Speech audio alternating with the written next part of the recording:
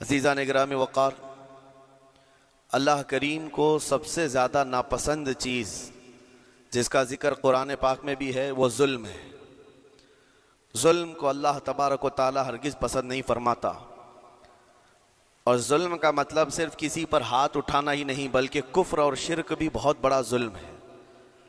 قرآن پاک میں اللہ نے فرمایا ان الشرک لظلم عظیم، اللہ کے ساتھ کسی کو شریک ٹھہرانا بہت بڑا ظلم ہے، اور اس ظلم کی بہت ساری شاخیں ہیں جو آج ہم دنیا میں دیکھ رہے ہیں۔ انسان کسی نہ کسی جگہ پر ظلم کرنے کا شکار ہو جاتا ہے، ظالم بن جاتا ہے۔ اور ظلم کی تعریف اگر دیکھیں عربی میں تو یوں کہا گیا وضع الشیء علی غیر محلہ، کسی چیز کو اس کی جگہ پر نہ رکھتے ہوئے، اس کی حیثیت کی جگہ پر نہ رکھتے ہوئے دوسری جگہ پر رکھ دینا، یہ ظلم کہلاتا ہے۔ حقدار کو حق نہ دینا یہ ظلم ہے، یا اپنے حق سے زیادہ کسی سے چھین لینا یہ بھی ظلم ہے۔ اور یہ ظلم کی ایک دو نہیں ہزاروں مثالیں ہیں، لیکن قرآن ہر ظلم کی مذمت کرتا ہے۔ اللہ کریم کئی جگہوں پر ارشاد فرماتا ہے ان اللہ لا يحب الظالمین، اللہ تعالیٰ ظالموں کو ہرگز پسند نہیں فرماتا۔ میرے عزیزو، گناہ بھی ظلم ہے، جیسے کہ قرآن میں اللہ نے فرمایا وَلَوْ أَنَّهُمْ إِذْ ظَلَمُوا أَنفُسَهُمْ، جب لوگ اپنی جانوں پر ظلم کر لیں تو اے محبوب آپ کے دربار پہ آئیں۔ یہ جو آیت ہے، ظلم کا مطلب کیا ہے؟ انسان جب گناہ کرتا ہے تو وہ اپنے آپ پر ظلم کرتا ہے۔ ظلم کی بہت ساری شاخیں ہیں، اور ظالموں کو اللہ پسند نہیں فرماتا، چاہے وہ اپنے اوپر ظلم کیا ہو یا کسی نہتے پر ظلم کیا ہو۔ آج دنیا میں جو حالات ہم دیکھ رہے ہیں، ظالموں کا ظلم عروج کو پہنچا ہوا ہے، اور قرآن پاک میں رب تعالیٰ نے ظالموں کی نشانیاں بھی بیان کی، ایسا نہیں کہ یہ پہلی مرتبہ ہوا ہے۔ اللہ تعالیٰ فرماتا ہے وَكَم مِّن قَرْيَةٍ أَهْلَكْنَاهَا، کتنی بستیاں ایسی ہیں جن کو ہم نے ہلاک کر دیا۔ رب تبارک و تعالیٰ نے ان کو ختم کر دیا کیونکہ وہ ظالم تھے۔ ظالموں کی بستیاں جو ہلاک ہوئیں، قرآن پاک میں 3 مثالیں آپ کو بتاتا ہوں۔ ایک نوح علیہ السلام کی امت اور ان کی آبادی، دوسری حضرت لوط علیہ السلام کی قوم، تیسری حضرت صالح علیہ السلام کی قوم۔ یہ تینوں قومیں ایسی ہیں، گناہ میں تو تھی لیکن غرور بہت زیادہ تھا، گھمنڈ بہت زیادہ تھا۔ آج کے دور میں اگر کسی کے پاس پیٹروٹ میزائل ہیں اور بم بارود کی طاقت رکھتا ہے، نیوکلیئر پاور ہے، تو وہ یہ سمجھتا ہے مجھے کوئی شکست نہیں دے سکتا۔ یہ ہر دور میں ظالموں کا خواب رہا ہے، ہر دور میں ظالم اسی طرح کی فکر رکھتے ہیں۔ نوح علیہ السلام کی قوم بہت مضبوط قوم سمجھی جاتی تھی۔ اللہ تعالیٰ نے اپنے نبی کو جب حکم فرمایا کہ آپ ایک کشتی بنائیں بہت بڑی، تو وہ آپ کا مذاق اڑاتے تھے۔ یہاں دور دراز کہیں نہ ندی ہے، نہ نالا ہے، نہ سمندر ہے، کشتی کس میں چلاؤ گے؟ اللہ کے نبی کو پتا تھا کہ عذاب آنے والا ہے، اور اپنے ایمان والوں کو آپ ڈرا بھی رہے تھے، لیکن کفار و مشرکین غرور و تکبر میں ایسے تھے، یہاں تک کہ نوح علیہ السلام نے اپنے بیٹے کو بلا کر کہا، جو کافر تھا، کہا میرے ساتھ آ جا، یا بنی ارکم معنا ولا تکن مع الکافرین، بیٹا ہمارے ساتھ آ جا، کافروں کے ساتھ مت جا۔ اس نے کیا کہا؟ قال سآوی الی الجبل یعصمنی من الماء، میں تو پہاڑ کی اونچی چوٹی پر چلا جاؤں گا، تمہارا پانی مجھے کچھ نہیں کر سکے گا۔ یہ اس وقت ظالموں کا خیال تھا، گمان تھا۔ پھر اللہ تعالیٰ قرآن پاک میں فرماتا ہے وَفَجَّرْنَا الْأَرْضَ عُيُونًا، ہم نے زمینوں کے سارے چشمے پھاڑ دیے، ہر جگہ سے پانی کے سوتے نکلے، اور پھر آسمان کے سارے دروازے کھول دیے فَفَتَحْنَا أَبْوَابَ السَّمَاءِ بِمَاءٍ مُنْهَمِرٍ، اللہ فرماتا ہے آسمان کے سارے دروازے پانی کے کھول دیے، آسمانوں سے پانی اور زمینوں سے پانی۔ فَالْتَقَى الْمَاءُ عَلَى أَمْرٍ قَدْ قُدِرَ، سورہ قمر کی آیتیں ہیں، رب تعالیٰ فرماتا ہے پانی اتنا بڑھ گیا کہ جو رب تبارک و تعالیٰ کی طے کی ہوئی معینہ نشانی تھی وہاں تک جا کر پانی مل گیا، روئے زمین پر کوئی باقی نہ رہا سوائے حضرت نوح علیہ السلام کی کشتی کے، کوئی نہیں باقی رہا۔ جب یہ پانی پھیل گیا، کیا پہاڑوں کی چوٹیاں، کیا محلوں کی اونچائیاں، سب غرق ہو گئے۔ اور وہ جبابرہ، وہ قوت کے بادشاہ جو کہتے تھے ہمارا کوئی کچھ نہیں بگاڑ سکے گا، سڑ گئے پانیوں میں۔ صرف پانی اللہ تعالیٰ بھیج دے تو انسان اسے روک نہیں سکتا، عذاب الہی کو کیسے روک سکے گا؟ دوسری گھمنڈی قوم، غرور میں مبتلا قوم تھی حضرت لوط علیہ السلام کی قوم، جو بدکاریوں میں ملوث تھے۔ اللہ کا جب عذاب آیا تو قرآن پاک میں رب تعالیٰ فرماتا ہے وَأَمْطَرْنَا عَلَيْهِمْ حِجَارَةً مِّن سِجِّيلٍ، نوکیلے پتھروں کی ہم نے ان پر بارش کی۔ فَجَعَلْنَا عَالِيَهَا سَافِلَهَا، ان کی اونچائیوں کو اٹھا کر کے نیچے پلٹ دیا گیا۔ زمین کو فرشتوں نے اوپر تک اٹھایا اور اس کے بعد پلٹ دیا۔ یہ پوری بستی غرق ہو گئی، ختم ہو گئی۔ یہ بستی بھی وہی تھی جس کو حضرت لوط علیہ السلام بار بار تنبیہ کرتے تھے کہ ظلم سے بچو، ظلم سے بچو۔ ظلم اللہ کے عذاب کو دعوت دیتا ہے، لیکن وہ مذاق اڑاتے تھے، اور جب ہلاک و برباد ہو گئے، ختم ہو گئے، ان کی نشانیاں بھی باقی نہیں رہی۔ وہ پتھروں کی بارشیں کہاں ہوئی تھی واللہ عالم، لیکن میرے عزیزو ہم نے دیکھا ہے جہاں یہ قوم آباد تھی اس علاقے کو آج بتایا جاتا ہے وہ جارڈن کا علاقہ تھا، بحر مردار، جہاں پر آج باقی ہے ڈیڈ سی۔ میں خود سفر پر دیکھا، جارڈن کی ایک سرزمین پر گاڑی چلتی جا رہی ہے اور کالے کالے پتھر، جہاں تک نظر کرو صرف پتھر ہی پتھر ہیں، بہت نوکیلے۔ ایسے پتھر میں نے دنیا میں دوسری جگہوں پر نہیں دیکھا۔ آج بھی اسی طرح سے باقی تقریباً 100 کلومیٹر 150 کلومیٹر تک صرف پتھر ہی ہے، بیچ میں صرف ایک روڈ جاتا ہے، اس کے بعد نہ کوئی درخت دکھتا ہے، نہ کوئی عمارت ہے، نہ کوئی پہاڑ ہے، صرف پتھر، پتھروں کا صحرا ہے۔ آج کی اس صدی میں دیکھ کر کے ان پتھروں کو ہیبت طاری ہو جاتی ہے۔ جس وقت وہ برسے ہوں گے ان کی حالت کیا ہوگی؟ اور میں یہ نہیں کہتا بالضبط کہ یہ وہی پتھر ہیں جو برسے تھے، واللہ عالم، لیکن میرے عزیزو نشانیاں آج بھی عذاب الہی کی موجود ہیں۔ تیسری قوم تھی قوم شعیب اور قوم صالح علیہ السلام۔ یہ دونوں قوموں کے بارے میں ذکر کرتا ہوں۔ حضرت شعیب علیہ السلام کی قوم صرف ناپ تول میں کمی کرتی اور کفر و شرک بھی کرتے، شعیب علیہ السلام ان کو روکتے تو وہ ان کا بھی مذاق اڑاتے، اور جب عذاب الہی کے آنے کی بات کیا تو جانتے ہیں کیا کہا انہوں نے؟ یہ وہ قوم تھی جو پتھروں کو تراش کر کے گھر بنا لیتے تھے، یعنی پورے کے پورے پہاڑ کو، پتھروں کا جو پہاڑ ہوتا ہے اس کو تراشتے تھے، اور ایک آدمی کا ایک گھر ایک پہاڑ۔ آج کے دور میں ساری بلڈوزر مل کر کے نہیں کر پائیں، مشینیں مل کر نہ کر پائیں، وہ اس وقت کے لوگ بھاری بھرکم تھے، جسامت والے تھے، طاقت والے تھے، جب وہ اپنے رہنے کے لیے ایک پہاڑ کو تراش سکتے تھے۔ 4000 سال پہلے کی بات کر رہا ہوں۔ اس وقت میرے خیال سے وہ اپنے زمانے کے سب سے بڑے ماڈرن لوگ یا ترقی یافتہ لوگ کہلاتے ہوں گے، سب سے زیادہ ترقی یافتہ کہلاتے ہوں گے۔ جیسے آج لوگوں کو لگتا ہے رشیا اور امریکہ بہت پہنچے ہوئے ہیں ٹیکنالوجی میں، اس دور کے وہ لوگ سب سے بڑی طاقت کے رکھنے والے تھے۔ جب حضرت شعیب علیہ السلام نے ان کو اللہ کے عذاب سے ڈرایا تو کیا کہتے تھے؟ عذاب وہی نا جو نوح علیہ السلام کی قوم میں آیا تھا، بارش آ گئی تھی، زمین سے پانی نکل گیا تھا تو پانی بہت ہو گیا تھا، یا پھر وہ جو لوط علیہ السلام کی قوم پر آیا پتھروں کی بارش، یا پھر ہواؤں کا عذاب؟ اگر یہ تینوں بھی آئیں تب بھی ہمارے ان پہاڑوں کے گھروں کو نقصان نہیں کر سکیں گے، ان کا اتنا غرور تھا۔ اگر پانی بھی آ جائے سمندروں کا، یا ہوا بھی تیز چلے، یا پتھروں کی بارش ہو، ہم تو بہت محفوظ قلعوں میں ہیں۔ اندازہ کرو میرے عزیزو، 3000 4000 سال کے بعد آج تک مدائن صالح اور الاولا سٹی نام سے سعودی میں موجود ہے، ابھی تک وہ گھر موجود ہیں، تو اس زمانے میں کتنے مضبوط رہے ہوں گے؟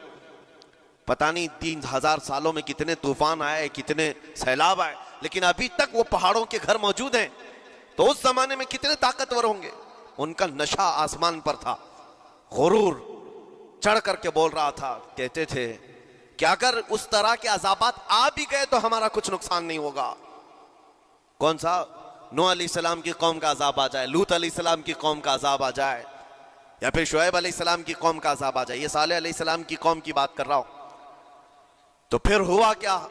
اللہ کے نبیوں نے انہیں ڈرایا اللہ کے عذاب سے، باز آ جاؤ، اللہ وحدہ لا شریک کی طرف جھک جاؤ۔ وہ اکڑ تھی، غرور تھا کہ نبیوں کا مذاق کرتے۔ پھر ہوا کیا؟ قرآن کہتا ہے صرف ایک فرشتے کو اللہ تعالیٰ نے زمین پر اتارا، ایک فرشتے کو اتارا، اور اس کے بعد اس فرشتے نے ایک چنگھاڑ لگائی، ایک آواز کی، ایک آواز، صرف فرشتے کی ایک آواز ایسی تھی کہ جتنے اپنے مضبوط قلعوں میں گھروں میں موجود تھے، اس آواز کی ہیبت سے ان کا بھیجا کانوں سے باہر نکل آیا تھا۔ اور صبح کے وقت جب اس بستی میں جا کر کے دیکھیں تو سب کے سب اوندھے منہ گرے ہوئے تھے، ایک بھی اس میں سے بچا ہوا نہیں تھا۔ نہ نوح علیہ السلام کا طوفان آیا، نہ لوط علیہ السلام کی قوم پر برسنے والے پتھروں کا عذاب آیا، نہ ہی ہوائیں چلائی گئیں۔ ایک فرشتے کو بھیج کر رب تعالیٰ نے اپنی قدرت کا مظاہرہ فرمایا۔ اللہ کے کروڑوں اربوں لا تعداد فرشتے ہیں، ایک فرشتے کی طاقت ایسی ہے کہ اگر وہ اپنی آواز نکالے تو تمہارے کانوں سے بھیجا باہر نکل آئے۔ اللہ وحدہ لا شریک، وہ حی و قیوم کل بھی تھا اور آج بھی ہے، وہ رب ذوالجلال حی و قیوم ہے، طاقتور ہے اور ہمیشہ رہے گا۔ اور رب تبارک و تعالیٰ نے قرآن پاک میں فرمایا، آپ یہ آیت تقریباً 3 جگہ قرآن میں آئی، وَإِذْ نَجَّيْنَاكُم مِّنْ آلِ فِرْعَوْنَ يَسُومُونَكُمْ سُوءَ الْعَذَابِ يُذَبِّحُونَ أَبْنَاءَكُمْ وَيَسْتَحْيُونَ نِسَاءَكُمْ وَفِي ذَلِكُمْ بَلَاءٌ مِّن رَبِّكُمْ عَظِيمٌ۔ رب تعالیٰ فرماتا یاد کرو فرعونیوں کے عذاب سے اللہ نے تم کو نجات دی۔ یہ بنی اسرائیل کو کہا جا رہا ہے کہ فرعونیوں کے عذاب سے، کہ فرعون اور اس کے لشکری اس قدر سخت سزائیں دیتے تھے موسیٰ علیہ السلام کی قوم پر، ایمان والوں پر، بنی اسرائیل پر۔ اللہ فرماتا ان سے نجات دیا رب تعالیٰ نے، لیکن وہ کرتے کیا تھے؟ بنی اسرائیل میں ایک بھی بچہ پیدا ہو جائے اسے ذبح کر دیتے تھے۔ فرعون کے لشکریوں نے ایک سال میں 12,000 بچوں کو قتل کیا ہے، 12,000 بچوں کو ذبح کر دیا ہے۔ آج کے اسرائیلی اگر یہ بچوں پر ظلم کرتے ہیں تو یہ تعجب کی بات نہیں ہے، فرعون کی سرشت میں داخل تھا اور یہ فرعونی ہے، وقت کے جبابرہ ہیں، وقت کے ظالم ہیں۔ 12,000 بچوں کو قتل کر دیا تھا فرعون اور اس کے لشکریوں نے، اور عورتوں کو زندہ چھوڑ دیتے تھے۔ قرآن میں اللہ تعالیٰ نے فرمایا 3 جگہ آئی آیت، لیکن اس کے ساتھ رب تعالیٰ یہ بھی فرماتا ہے یہ سخت ترین سزائیں دیتے تھے فرعونی، اللہ نے ان سے تم کو نجات دیا، لیکن یہ سزائیں کیوں دیتے تھے، یہ عذاب کیوں تھا؟ وَفِي ذَلِكُمْ بَلَاءٌ مِّن رَبِّكُمْ عَظِيمٌ، یہ ہے فرمان اللہ کا۔ یہاں میں یہ ٹکڑا اگر بیان کر دوں تو آج آپ کے دلوں کے اندر ایک یقین پیدا ہو جائے گا آج کے حالات کے مطابق فرعونیوں کا اس قدر سخت عذاب کیوں تھا۔ رب تعالیٰ فرماتا ہے اے مومنو، ان تمام معاملات میں اللہ کی طرف سے تمہارے لیے بڑا امتحان تھا، یہ امتحان تھا اور وہ امتحان آج بھی ہے اور ہر زمانے میں رہے گا۔ ستیزہ کار رہا ہے ازل سے تا امروز، شرار ابو لہبی سے چراغ مصطفی، ہر زمانے میں حق و باطل کے معرکے ہوتے رہیں گے۔ لہٰذا آج کے دور میں یہ سب حالات جو پیدا ہوئے، مسلمانوں کو، مومنین کو ذرا برابر بھی نروس ہونے کی ضرورت نہیں۔ تم جس دین سے وابستہ ہو، اس دین کی حفاظت کا ذمہ اللہ نے اپنے ذمہ لیا ہے۔ یریدون لیطفئوا نور اللہ بافواہہم، قرآن میں اللہ فرماتا ہے کفار و مشرکین اپنے منہ کے پھونکوں سے اللہ کے اس چراغ کو بجھانا چاہتے ہیں، اللہ اپنے اس چراغ کو مکمل کر کے رہے گا۔ یہ اسلام نور الہی ہے، اللہ کا نور ہے اور اس کو صبح قیامت تک رہنا ہے، اور ہم جیسے اور بھی آئیں گے اس زمین پر اور آئیں گے جاتے رہیں گے، یہ آبادیاں ہیں بدلتی رہیں گی، خدائی قانون ہے، لیکن اسلام نہ کل بدلا تھا، نہ آج، نہ قیامت تک بدلے گا۔ ہم سب کا امتحان ہے میرے عزیزو، ہم سب کا امتحان ہے، لیکن ان حالات میں مومنین کو کرنا کیا چاہیے؟ انہیں اپنے ایمان کو مضبوط کرنا چاہیے۔ کبھی کسی کے اڑتے ہوئے چھیٹڑے اور ٹکڑے دیکھ کر تمہیں مایوس ہونے کی ضرورت نہیں۔ اب ہمارا مستقبل کیا ہوگا؟ میرے عزیزو، آج جو حالات ہیں یہ حالات کربلا سے زیادہ سخت تو نہیں ہیں۔ آج فلسطینیوں کو ہم نے دیکھا 6 ماہ کے، سال بھر کے بچوں کو سینے سے لگا کر کفن لپیٹ رہے ہیں۔ ان ماؤں کی کیا کیفیت ہوتی ہوگی کبھی کبھار چھوٹی سی کلپ میں دیکھ کر کے آنکھوں سے آنسو بہ پڑتے ہیں. انہوں نے اپنے ہاتھوں سے نہ جانے کتنے بچوں کو ایک دن میں دفن کر دیا. 80 میتوں کو ایک قبر میں ڈال دیا کرتے ہیں. ان فلسطینیوں کو لاکھوں سلام, ان کے جذبات کو اور ان کی استقامت کو. ہم تو دعا یہی کرتے ہیں, ان فلسطینی مسلمانوں کے برابر پوری دنیا کے مسلمان نہیں ہو سکتے. ہم تو ایک ناشتے پر صبر نہیں کر پاتے, وہ اپنے 10 بچوں اور خاندان والوں کے کٹے ہوئے چھیٹڑوں پر بھی کہتے ہیں اللہ ہمارے ساتھ ہے. ساری مصیبتیں دیکھ کر کے بھی وہ کہتے ہیں اللہ ہمارے ساتھ ہے. ان کے گھر اڑا دیے گئے, تباہ کر دیے گئے, راکھ میں بدل دیے گئے. اور نیوز اینکر, یہ دجالی میڈیا وہاں جا جا کر کے ان کے زخموں کو کھرید کر کے پوچھتا ہے تمہارا مال کیسے آئے گا, تمہارا گھر کیسے چلا گیا. لیکن ان حالات میں بھی وہ مسکرا کر کہتے ہیں اللہ نے دیا تھا, پھر اللہ ہے اور اللہ دے گا. ان کے ایمان کے برابر ہم نہیں ہو سکتے. لیکن میرے عزیزو, پوری دنیا کے مسلمانوں میں اس مسئلے نے آج ایک اتحاد کی فضا قائم کی ہے. اگر ہمارے درمیان آج بھی اتحاد نہیں ہو سکتا تو پھر میرے عزیزو, شاعر نے سچ کہا تھا, جگہ جگہ کے تھک چکے ہیں تمہیں یہ ہنگامے, نشاط لذت خواب گراں بدل ڈالو. غلط روی سے منازل کا بعد بڑھتا ہے, مسافرو روش کارواں بدل ڈالو. آج کے حالات تمہیں اگر نہیں بدلنے پر مجبور کیے تو پھر بتاؤ کون سے حالات تمہیں بدلیں گے, کب تم بدلو گے. لیکن ان حالات پر آج بعض لوگوں نے یہ کہنا شروع کیا. میں نے چند دنوں پہلے ایک آیت پڑھی تھی, ایک بیان میں کہا تھا اللہ قرآن میں فرماتا ہے هو الذی ارسل رسولہ بالہدی ودین الحق لیظہرہ علی الدین کلہ. وہ اللہ ہے جس نے حق دین کے ساتھ اپنے رسول کو بھیجا ہے اور ہدایت کے ساتھ اپنے رسول کو بھیجا ہے. کیوں بھیجا ہے؟ لیظہرہ علی الدین کلہ, تاکہ وہ رسول پوری دنیا پر یہ دین غالب کرے. یہ دین غالب آئے گا. تو بعض مجھ سے کہنے لگے مولانا سٹیج پر بیٹھ کر چلاتے ہو, کئی کرسیوں پر بیٹھ کر کہتے ہو کہ تمہارا دین غالب آئے گا.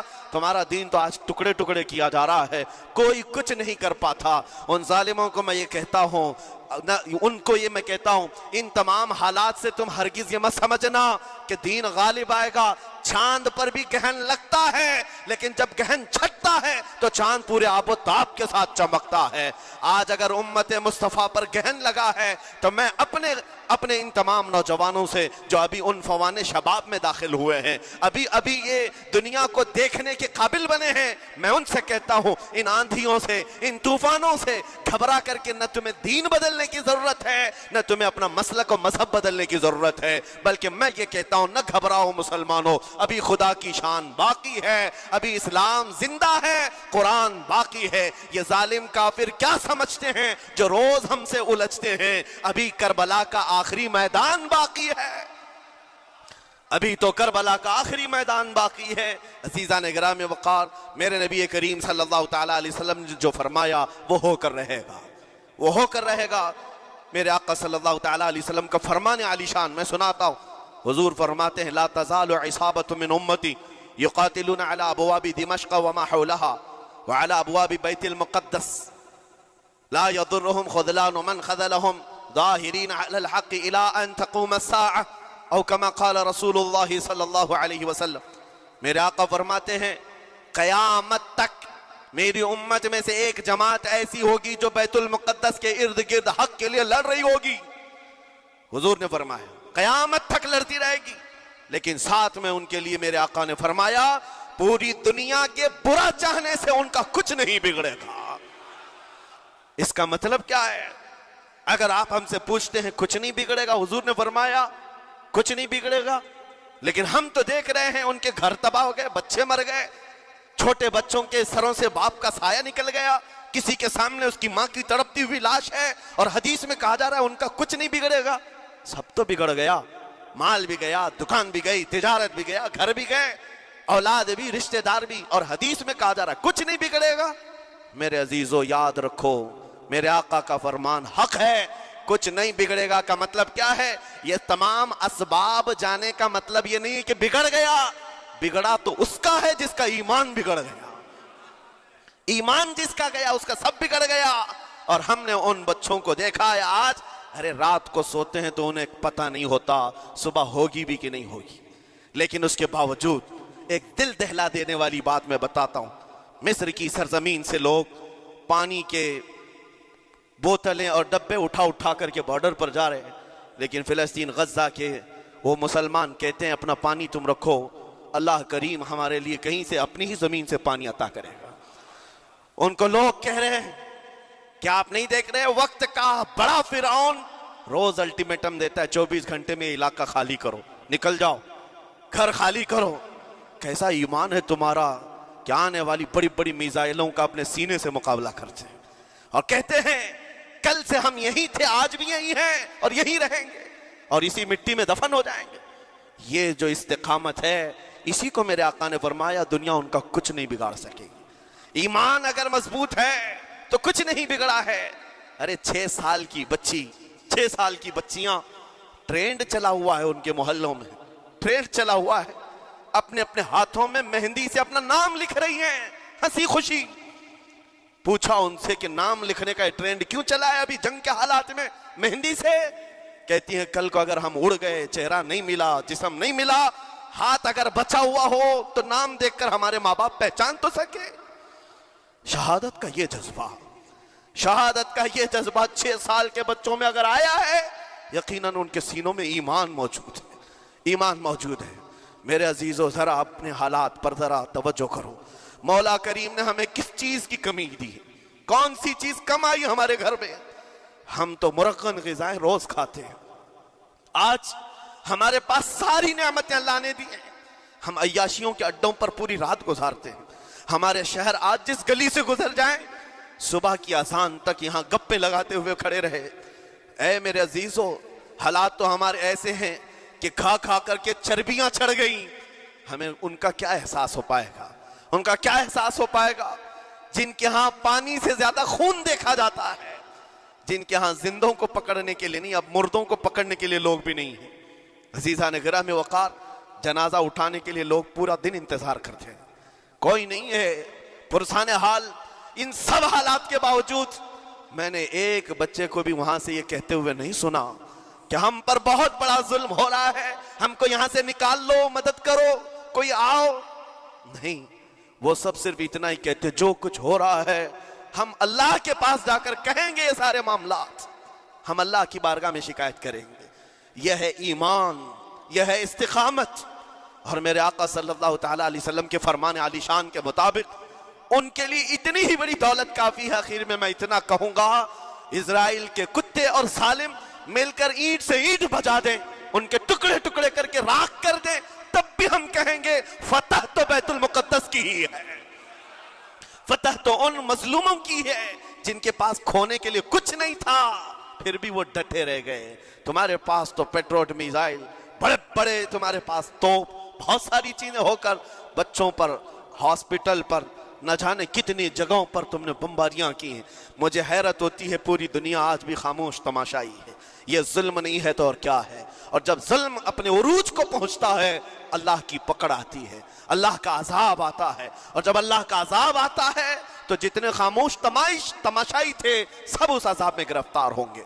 इसलिए मेरे अजीजों, आप हमसे अगर ये पूछते हैं हमें यहाँ बैठकर करना क्या चाहिए, हम कैसे करें, तुम्हारा दिल अगर रो पड़ा उनके दर्दों से, ये भी लिखा जाएगा, ये भी लिखा जाएगा। ये बंदा जा तो नहीं सकता था लेकिन अपने भाई के दर्द में ऐसा बेकरार था कि इसका खाना छूट गया था, ऐसा बेकरार था कि इसकी नींदें खत्म हो गई थी। ये भी लिखा जाएगा अल्लाह की बारगाह में। लेकिन यहाँ बैठ करके हम अय्याशियों पर अय्याशा करें, अपने गुनाहों से कभी बाज ना आए, तो फिर मेरे अजीजों उन निहत्ते मजलूमों के हम बहुत खतरनाक किस्म के दुश्मन कहलाएंगे। जहां उनको पानी का एक कतरा नहीं, जहां उनके लिए लुकमा नहीं, वो किसी का बचा हुआ कचरा खाने पर मजबूर है। उस वक्त हमारी बर्तनें खानों से भरी हुई हैं, हमारी दावतों में हमारे बचे हुए खाने गटर और नालियों में बह रहे हो। इन हालात में मेरे अजीजों पकड़ होगी, हमारी भी पकड़ होगी। बदलो अपने हालात, उठो वो करना हश्र न होगा फिर कभी, दौड़ो के जमाना चाल अपनी चल गया। मैं आप सबसे यही कहना चाहूंगा, ये जो हालात पैदा हुए हैं पूरी दुनिया में, ये मेरे आका के फरमान के मुताबिक अंदेशा ये लग रहा है अनकरीब इमाम मेहदी का ज़हूर होने वाला है। इमाम मेहदी का ज़हूर होगा और हालात बदल जाएंगे। लेकिन हमको किसी के आने का इंतजार करते हुए हालात का इंतजार नहीं करना है। अभी बदलो, आज बदलो, اللہ کی طرف دوڑو اور اس سے گڑ گڑا کر کہو کہ مولا کریم ہمارے شامت اعمال، ہماری برائیوں کے سبب اگر یہ تیری پکڑ ہے، ہم توبہ کرتے ہیں تیرے دربار میں۔ جانتے ہو میرے آقا نے فرمایا اللہ کے غضب کو اگر کوئی چیز ٹھنڈی کرتی ہے تو ایک مومن صالح کی رقت انگیز دعائیں اور اس کے نکلنے والے آنسوں اللہ کے غضب کو ٹھنڈا کرتے ہیں، اللہ کے غضب کو ٹھنڈا کرتے ہیں۔ تم گڑ گڑاؤ اس مولا کی بارگاہ میں، یہ نہیں کہ اجتماعی طور پر کسی کے سامنے آپ رو دھو کر چلے گئے یا پھر آپ لوگوں کو دکھانے کے لیے کوئی سٹیٹمنٹ جاری کر دیے، نہیں، تنہائی میں بیٹھے ہو، اکیلے میں بیٹھے ہو۔ جیسے کہ کل ایک بہت اچھی چیز میں نے دیکھی تھی، ہمارے علماء نے اعلان کیا تھا پوری دنیا مل کر کے جمعرات کا روزہ رکھے، اس لیے کہ روزہ اللہ کو پسند ہے، اور افطار سے پہلے اگر کوئی دعا کرے اول دعا ہماری ان مظلوموں کے حق میں ہو، ان ظالموں کے خلاف ہو، مظلوموں کی مدد کے لیے ہو، یقیناً اللہ کی مدد آئے گی، اور آئے گی کیونکہ قرآن بار بار کہتا ہے الا ان نصر اللہ قریب، آگاہ ہو جاؤ بے شک اللہ کی مدد بہت قریب ہے، اللہ کی مدد بہت قریب ہے۔ عزیزان گرامی وقار، میں انہی تمام باتوں سے اپنی گفتگو کو آج سمیٹتا ہوں۔ آج کے ان حالات میں آپ کی ذمہ داری ہے اپنے ایمان پر مضبوطی سے جمے رہو، استقامت۔ بعض لوگوں کو آج یہ لگتا ہوگا کہ وہاں حالات بگڑے ہیں تو یہ مسلمان کیا کریں گے، کیا کریں گے، ہم کیا کرنے والے، ویسے ہی ہم ختم کیے جا چکے ہیں، ٹکڑے کیے جا چکے ہیں، ہم کچھ کرنے۔ بس تم اپنی زندگیاں بدلو، نشہ سے باز آ جاؤ، اور جتنے خرافات ہمارے محلوں میں آئے اس سے نکالو۔ اللہ کا عذاب آتا ہے، اللہ کی رحمتیں روٹ جاتی ہیں۔ ایک بار ہم بدل لیے تو مولا کریم اپنی رحمتوں کے سائبان فرما دے گا ہم پر، اور بس ہماری تمنا یہی ہے۔ اللہ کریم کی بارگاہ میں دعا ہے قدیر و جبار خدا کہنے سننے سے زیادہ ہمیں عمل کی توفیق عطا فرما۔ ہے رب کریم احسن الخالقین، ہم سب اپنے گناہوں سے سچی توبہ کرتے ہیں مولا، ہمارے گناہوں کی وجہ سے اگر تیری سخت پکڑ ہے تو مولا تو اپنے غضب کو ٹھنڈا فرما دے، تو اپنے غضب کو ٹھنڈا فرما دے مولا، تو اپنے غضب کو ٹھنڈا فرما دے۔ اے کریم خدا، تیرے حبیب کی امت تڑپ رہی ہے، اور ہر جگہ مولا ظلم و ستم کا نشانہ ان غریب مظلوموں کا بنایا جا رہا ہے جن کے پاس ایک وقت کا کھانا بھی باقی نہیں رہا۔ مولا تو اگر مدد نہیں کرے گا تو کون مدد نازل فرمائے گا؟ اے رحمان، ہمارا عقیدہ ہے تو ہی وہ خدا ہے جو ابابیلوں کو بھیج کر ابرہہ کو ہلاک کیا، تو ہی وہ خدا ہے جو بدر میں اپنے نبی کے لیے 5000 فرشتوں کو اتارا۔ اے مولا، تو ہی وہ خدا ہے جو یونس علیہ السلام کو مچھلی کے پیٹ سے زندہ سلامت نکالا، تو ہی وہ خدا ہے جو ابراہیم علیہ السلام کو بھڑکتی ہوئی آگ سے زندہ محفوظ فرمایا۔ اے قدیر و جبار خدا، کل بھی تو حی و قیوم تھا، آج بھی ہے اور ہمیشہ رہے گا۔ ہمارے اس عقیدے کی لاج رکھ لے، اور غیب سے مولا تو اپنی مدد نازل فرما، اپنی مدد نازل فرما، امت مصطفیٰ کے لیے خیر فرما، ہم سب کو امن و امان عطا فرما۔ اے رب کریم، ان ظالموں کو کیفر کردار تک پہنچا دے، مظلوموں کو مولا امن کی سانس عطا فرما۔ ہماری خوشیاں اگر لکھی ہوئی ہے اے رب قدیر، ہماری خوشیوں میں سے ان کو یہ تقسیم فرما دے۔ اے اللہ، ہماری حصے کی خوشیاں انہیں تقسیم فرما دے۔ اے رب کریم، ہمارے امن و سکون کو ان کے درمیان تقسیم فرما دے۔ اے اللہ، ان بلکتی ہوئی ماؤں کی آوازیں ہماری نیندیں اڑا چکی ہیں مولا، ان بچوں کے زخمی چہرے مولا بار بار ہماری آنکھوں کو ترساتے ہیں مولا۔ کب تک یہ تیری آزمائش ہوگی، کب تک یہ امتحان ہوگا؟ اے قدیر و جبار خدا، تجھے تیرے حبیب کی نالین کا واسطہ ان سب کو ظلم و ستم سے آزاد فرما دے۔ اے اللہ، ظلم و ستم سے آزاد فرما، امن و امان عطا فرما، خیر و سلامتی عطا فرما، ہمارے اس ملک عزیز ہندوستان کو امن و امان کا گہوارہ بنا دے۔ اے اللہ، ہم سب کو محبت و آشتی کا پیغام اور الفت و محبت کے ساتھ جینے کی توفیق عطا فرما مولا، ہماری دعاؤں کو حضور کے صدقے قبول فرما۔